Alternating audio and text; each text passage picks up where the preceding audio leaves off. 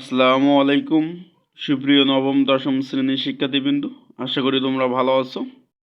আমরা পর্ব একে আমরা আলোচনা করেছিলাম যে ত্রিকোণমিতিক সূত্র সহজে মনে রাখার কৌশল। পর্ব 2-এ আমরা আলোচনা করেছি 6-এর ক, খ এবং গ। এরপর হচ্ছে পর্ব 3। পর্ব 3-এ আমরা আলোচনা করব 7-এর ক, খ এবং গ।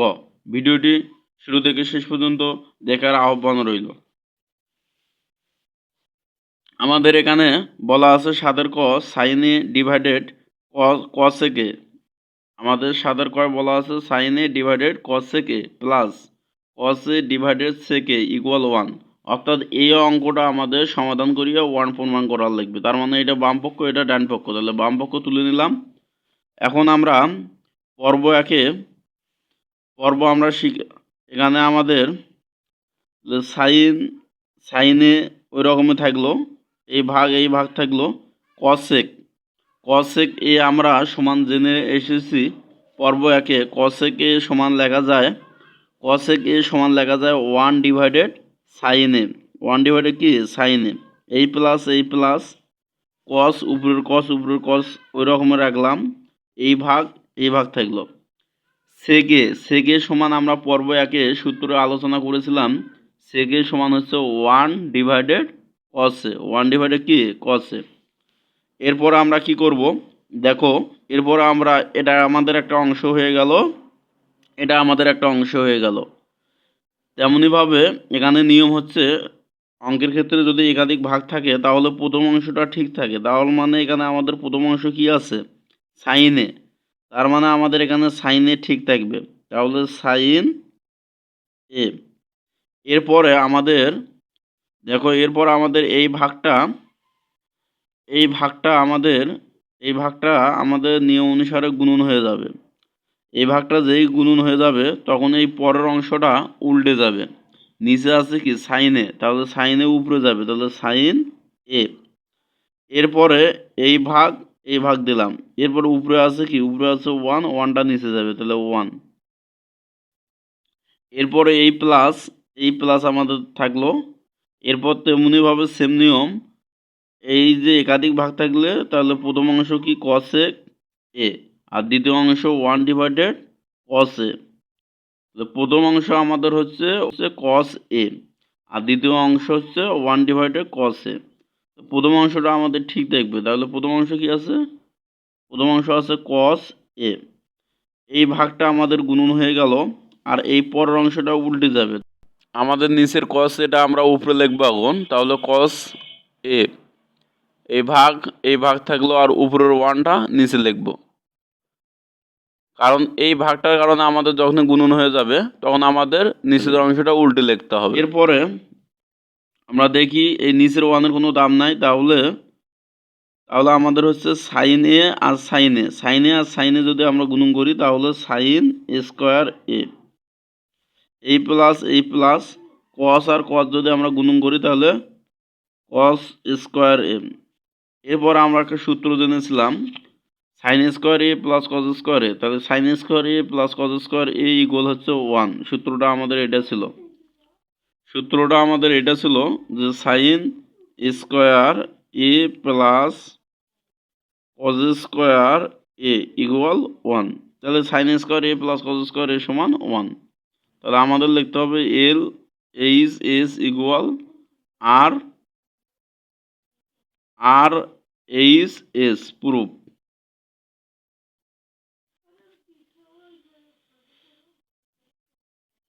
যদি অঙ্কটি না বোঝা যায় অবশ্যই কমেন্ট করে জানাইতে হবে অঙ্কটির কোথায় সমস্যা হচ্ছে তোমাদের। আর যদি বোঝা যায় তাহলে অবশ্যই ক্লিয়ার লিখে কমেন্ট করতে হবে। এখন আমাদের ক হয়ে গেল, আমরা এখন খ করব।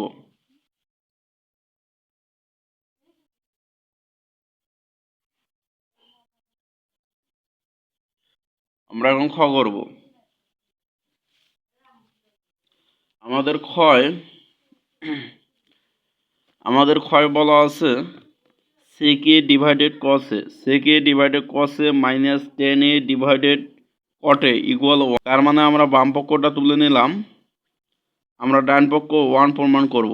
তাহলে সেমভাবে উপরে যে সেক এ আছে সেক এ থাকলো, এই ভাগ থাকলো কস এ সমান লেখা যায়, আমরা সূত্রে দেখে এসেছি কস এ সমান কি লিখতে পারি, কস এ সমান 1 সেক এ। এরপরে কট এ সমান লিখতে পারি 1/tan এ। তাহলে নিচে আছে কস এ, তাহলে কস এর পরিবর্তে লিখবো আমরা 1/sec এ, তাহলে 1/sec এ। এই মাইনাস থাকলো, উপরে ট্যান ঠিক থাকলো, এরপরে এই ভাগ থাকলো কট এ, তাহলে কট এ সমান লিখতে পারি 1/tan এ। কট এর সমান লিখতে পারি 1/tan এ, তাহলে কট এর পরিবর্তে আমরা লিখলাম 1/tan এ, tan এ। এরপরে আমরা যে নিয়ম জানি একাধিক যদি ভাগ থাকে তাহলে ভাগটাকে ভেঙে লিখতে হয়, তার মানে উপরে আছে আমাদের সেক এ থাকলো, সেক এ। এই ভাগটা আমাদের গুণন হয়ে গেল, আর এটা আমাদের উল্টে যাবে, নিচে আছে সেক এ, উপরে গেল সেক এ, আর উপরে আছে 1, নিচে আসলো 1, এই মাইনাস থাকলো, এটা আমাদের উপরের অংশ ঠিক থাকবে, তাহলে টেন এ থাকলো। এই ভাগটা আমাদের গুণন হয়ে গেল, এই ভাগটা যখনই গুণন হয়ে যাবে তখনই নিচের অংশটার পরিবর্তন ঘটবে, জায়গা চেঞ্জ করবে, উল্টে যাবে, তাহলে টেনে নিচে আছে টেনে উপরে গেল, এরপরে ওয়ানটা উপরে আছে ওয়ানটা নিচে আসলো। এরপর আমরা কি করব, দেখো ওয়ানের তো কোনো দাম নেই, তাহলে উপরের সাথে নিচে এটা, তাহলে নিচে কোনো সংখ্যা আছে না, তার মানে এটা উপরের সংখ্যা, তাহলে এই যে সেকের সাথে এই সেকের আমাদের গুণন করতে হবে, তাহলে সেকে আর সেকে গুণন করলে যেমন এ ইন্টু এ যদি আমরা গুণন করি তাহলে এ স্কোয়ার হয়, তেমনইভাবে সেকে আর সেকে যদি গুণন করি তাহলে সেকে স্কোয়ার এ হয়। এ মাইনাস থাকলো টেন এ আর টেন এ, তাহলে যদি গুণন করি আমরা এটাও উপরের সংখ্যা এটাও উপরের সংখ্যা, তাহলে টেন স্কোয়ার এ হয়, কি হয় টেন স্কোয়ার এ হয়। এখন আমরা জানি সেক square A minus tan square A equal 1, এটা আমাদের সূত্র ছিল, এটা আমাদের সূত্র ছিল, এটা আমাদের সূত্র ছিল যে sec square A minus tan square A equal 1, এটা আমাদের সূত্র। তার মানে sec square A minus tan square A, sec square A minus tan square A equal কত 1, তাহলে 1 লিখে দিলাম। অতএব L H S equal R H S proof, PRO VED proof.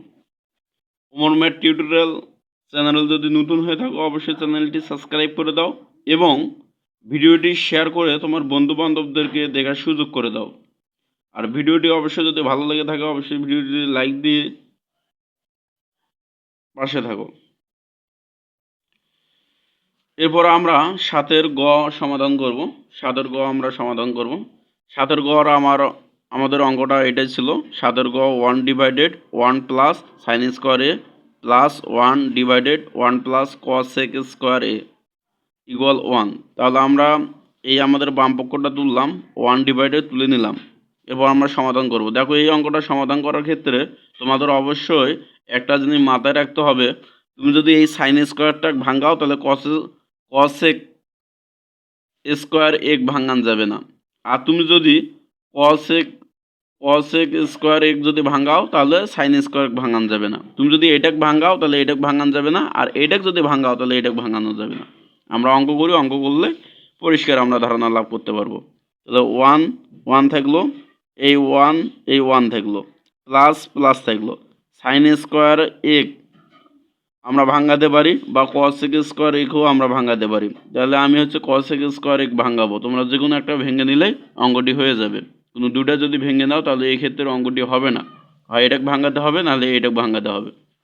আমি চাচ্ছি এটাকে ভেঙে নেবো, তার মানে এটা এইরকম রাখবো, তাহলে সাইন স্কোয়ার এই থাকলো, প্লাস থাকলো, এই 1 থাকলো, এই ভাগ থাকলো, এই 1 থাকলো, প্লাস থাকলো, কসেক স্কোয়ার এক আমরা ভেঙে নেব, তাহলে কসেক স্কোয়ার আমরা ত্রিকোণমিতিক সূত্রাবলী ভিডিও আমরা দেখে এসেছি, কসেক স্কোয়ার মানে cosec equal one divided sine A. আর আমরা যদি এখানে বর্গ করি তাহলে আমাদের এই পার্শ্ব বর্গ করতে হবে। তাহলে ওয়ানের উপর স্কোয়ার করলে ওয়ান, তাহলে হচ্ছে সাইন এ স্কোয়ার চলে যাবে। তাহলে cosec square A equal one divided sine square A. তার মানে আমরা এখানে যে আমাদের কসেক স্কোয়ার এ আছে, কসেক স্কোয়ার এর পরিবর্তে আমরা কি লিখতে পারি, ওয়ান ডিভাইডেড সাইন স্কোয়ার এ। তাহলে ওয়ান ডিভাইডেড সাইন স্কোয়ার এ লিখতে পারি। এরপর আমরা কি করব, এই অংশটা আমাদের ওইভাবে রেখে দিতে হবে। তাহলে ওয়ান ওয়ান থাকলো, প্লাস প্লাস থাকলো, সাইন স্কোয়ার এ থাকলো, এই প্লাস থাকলো। এখন আমরা কি করব, এই উপরের ওয়ান থাকলো, এই ভাগ থাকলো। নিচে দেখো একটা ভগ্ন অংশ, তাহলে ভগ্ন অংশে আমাদের লসাগু করতে হবে। আমরা যদি লসাগু করি তাহলে নিচে আছে কি সাইন স্কোয়ার এ, এই সাইন স্কোয়ার এটা লসাগু হবে, তাহলে সাইন স্কোয়ার এ হলো। এই সাইন স্কোয়ার এ দিয়ে তাহলে ওয়ানের নিচে কিছু নাই, তার মানে ডাইরেক্ট গুণন করতে হবে। তাহলে সাইন স্কোয়ার এ দিয়ে আমরা যদি ওয়ানও গুণন করি তাহলে আমাদের হয় সাইন স্কোয়ার এ, এই প্লাস থাকলো। তাহলে আমরা জানি লসাগুর ক্ষেত্রে নিচে নিচে ভাগ হয়, সেই ভাগফল উপরের সংখ্যার সাথে কি হয়, গুণন হয়। তাহলে এই সাইন স্কোয়ার এ আর এই সাইন স্কোয়ার এ আমরা যদি ভাগ করি তাহলে কেটে যায়। তাহলে সাইন স্কোয়ার এ ভাগ সাইন স্কোয়ার এ, তাহলে এটা আমাদের কেটে যায়, থাকে ওয়ান। তাহলে ওয়ান দিয়ে অনেক যদি গুণ করি তাহলে ওয়ান। এরপরে এই ওয়ান থাকলো, এই ভাগ থাকলো, ওয়ান থাকলো, প্লাস থাকলো, সাইন স্কোয়ার এ থাকলো, এই প্লাস থাকলো। এখন দেখো সেম কাহিনী, আমাদের একাধিক ভাগ এসেছে। তাহলে একাধিক ভাগ যদি এসে থাকে তাহলে আমরা দুটো অংশে ভাগ করে নেব। তাহলে আমাদের এটা প্রথম একটা অংশ, এটা আমাদের হচ্ছে দ্বিতীয় একটা অংশ। তাহলে প্রথম অংশ ঠিক থাকবে, তাহলে এই ওয়ান থাকলো, আর এই ভাগটা আমাদের গুণন হয়ে গেল। এই ভাগটা যখনই গুণন হয়ে গেল তখন এটা উল্টে যাবে। তাহলে উপরে আছে সাইন স্কোয়ার এ প্লাস ওয়ান, এটা নিচে যাবে, আর নিচে আছে সাইন স্কোয়ার এ, এটা উপরে যাবে। তার মানে এই নিচের অংশটা উপরে গেল, উল্টে যাবে।